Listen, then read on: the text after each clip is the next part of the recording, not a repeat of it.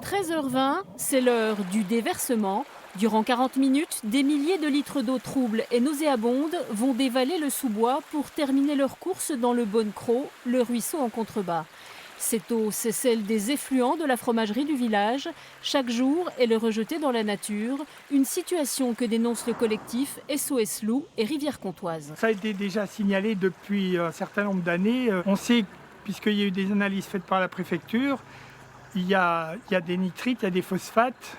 Ça peut être lié à des détergents, les phosphates. Et puis les nitrites, c'est plutôt lié à la présence de protéines dans le petit lait.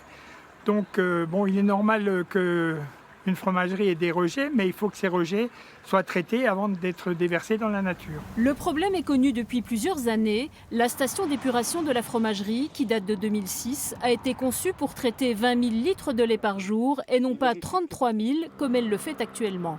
À deux reprises, en 2018 et fin 2020, elle a été mise en demeure par la préfecture de diminuer son volume de traitement du lait. Elle comparaissait d'ailleurs devant le tribunal administratif pour ne pas avoir respecté ses injonctions.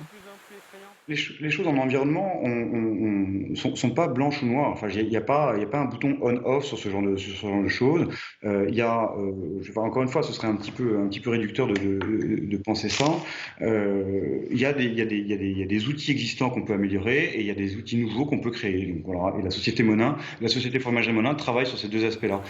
Une nouvelle station d'épuration devrait sortir de terre à l'automne prochain et l'actuelle sera améliorée pour diminuer son impact sur l'environnement qui va bien au-delà de Chantran, car l'eau qui se déverse au pied de la fromagerie rejoint ensuite un autre ruisseau, la Bonneille, qui se jette elle-même dans la Loue à Ornans.